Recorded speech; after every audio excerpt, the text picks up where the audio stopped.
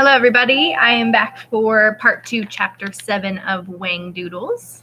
Yesterday we left off where, Lindy was going into oblivion in sleep. So we are going to leave off there with chapter 7. The professor and the boys were standing in the middle of the Blandlands plain. A waving sea of brightly colored flowers stretched ahead for miles and miles. In the distance, the Whangdoodles' palace sparkled in the early morning sunlight. The professor leaned on his umbrella and said, "Now this is the way I see it. The Proc said that the high-behind Splinter Cat took Lindy away. What would he do with her? Where would he put her for safety? He wouldn't take her to the palace because the whole point is to keep us away from the palace. My hunch is Lindy is still with the Splinter Cat." "But how do we find the Splinter Cat?" asked Ben. "I only know he lives in the mountains," replied the professor, "but it could be these mountains, or it could be those mountains, or those." He pointed north, east, and west. Ben's heart sank. "Oh, gosh, she could be anywhere. It's going to take ages to find her." "Perhaps not. Let's use our heads and work this out. The Splinter Cat is probably just like any other mountain cat. He would need a rocky terrain with trees, perhaps a cave or two. Those mountains to the west have a forest, but it looks a bit dense. Too dark and gloomy for a Splinter Cat." "Those mountains are open and grassy," said Ben, pointing north. "Right, so I'll bet that the Splinter Cat's lair is in the east, somewhere beyond the Ploy, probably in the Gambit region. That's perfect cat territory. Come on, boys, we've got a long way to go." They walked for what seemed like hours. They grew hot and thirsty, and it was a relief to hear a soft singing sound that told them they were near a stretch of the Golden River. The boys ran to it and drank their fill of the cool, refreshing water. "Can you two swim?" the professor asked suddenly. "It occurs to me that we could reach the mountains faster if we crossed the river." "Let's do it," said Ben enthusiastically. They took off their clothes and rolled them with their shoes into tight bundles. They waded into the water and swam slowly across the river, holding the bundles above their heads. It was a fascinating swim. At every stroke, the water changed its tune, making sweet music. Once on the other side, they dressed hurriedly. Tom looked around. "You know, it's odd that the wiffle bird hasn't turned up." "It is odd," agreed the professor. "Of course, she may be watching out for Lindy." "She may not know we're here yet," suggested Ben. "Well, I sort of miss her company," declared Tom. "Even though she's a nuisance sometimes, it's nice having her around." Ben noticed a movement off to his left. He pointed and whispered, "I thought I saw something." They crouched on the ground and remained absolutely still. A group of fierce-looking creatures emerged from a break in the rocks and moved slowly in a line towards the Golden River. They were at least 6 or 7 feet high at the shoulder, with shaggy caramel-colored fur and enormous, curling, sharp-pointed horns. "What are they?" gasped Thomas. "That's a herd of flummox." The professor's face was alight with excitement. "They're distant relatives of the great arks that roamed Europe thousands of years ago. We'd better give them a wide berth. They could be dangerous." When they finally reached the foot of the mountains, they were travel-stained and weary. Tom, trailing a few paces behind the others, noticed something small and shiny lying against a stone. "Professor!" he cried excitedly. The professor whirled in alarm. "Hush, Tom. Look what I found." The professor examined the shiny object. "Why, it's a 25-cent piece. It's the one I gave Lindy. I know it is. She said she would keep it in her pocket as a lucky piece. She must have dropped it, don't you see?" The professor was excited too. "This proves we're on the right track. Lindy passed this way. What a stroke of luck." "Professor, look at this!" cried Ben, and he knelt down to look closely at the ground. "It's a paw print, a really large one." "It's the Splinter Cat's, all right," confirmed the professor. He looked up and scanned the mountain towering above them. "See that plateau? I'll bet you anything that's where he went."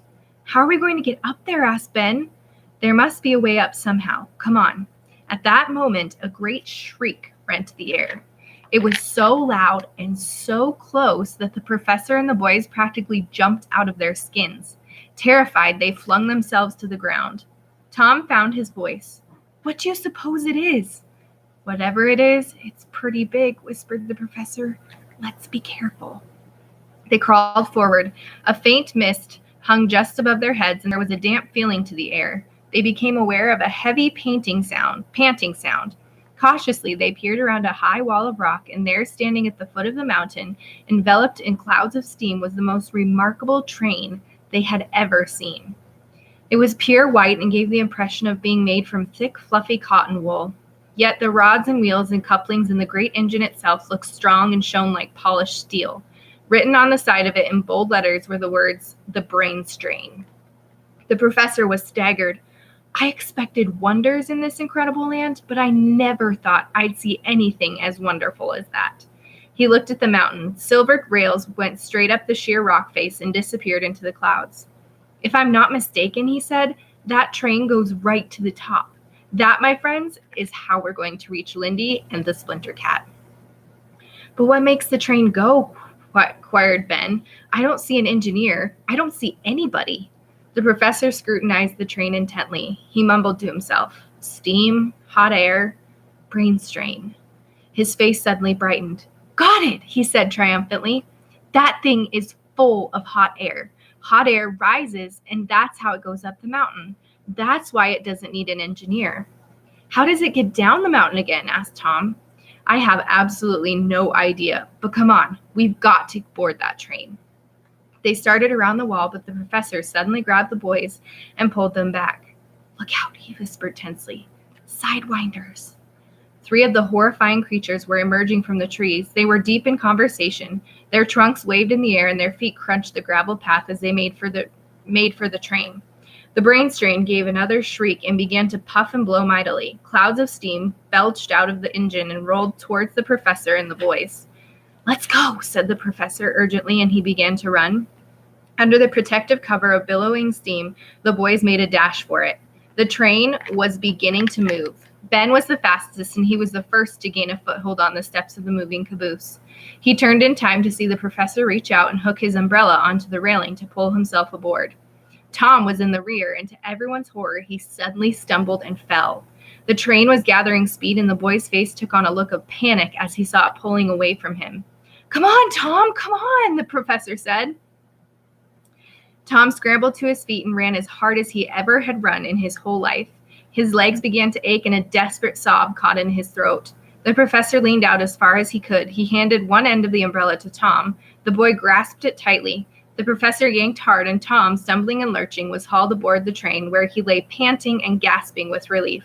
The professor pulled him to his feet. Hold on, Tom. We're climbing fast. The boys gripped the railings and gave the professor a weak grin of thanks. The brain strain heaved and puffed its way up to the face of the mountain. Higher and higher it climbed. They were nearing the plateau.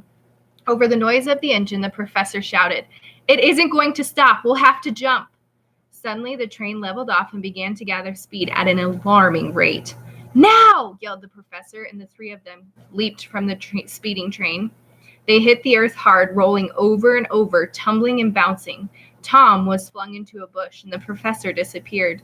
Ben staggered to his feet, weaving unsteadily toward his brother. You okay? He gasped. Tom nodded. Where's the professor? Here, came a faint reply. Over the edge. They rushed to the precipice. The professor's umbrella had caught on a root, and he was hanging onto it for dear life and swaying gently out over the void. The boys leaned over and grabbed him. Ben clasped his wrist, and Tom caught hold of his collar. With a mighty heave, they pulled him to safety. He was deathly white and lay for several moments face down in the grass. Presently, he rolled over and gazed up at the sky. Then he looked at the boys. Oh, thank you both, he said simply. That was a close call. He sat up and looked at the mountain where high above the brain strain came to a halt. The sidewinders got out. Then a remarkable thing happened. The train slowly vanished before their eyes. Good Lord, the professor shook his head in disbelief. That answers your question, Tom. The brain strain doesn't have to get down the mountain. It dissipates at the top. How could it do that? Asked Ben. Like any hot air that rises, it just dissipates. That accounts for all the clouds up there. I presume the train reassembles itself at the bottom of the mountain, and when it has gathered enough hot air, it moves up once again. Fantastic. Tom and Ben helped him to his feet. They could see that the adventure had been quite a strain for their friend. He looked pale and not very steady, but he gazed around with interest and said brightly enough, Well, I wonder where we go from here. that is the end of chapter 7. I will read chapter 8 tomorrow, and I hope you have a fantastic Monday.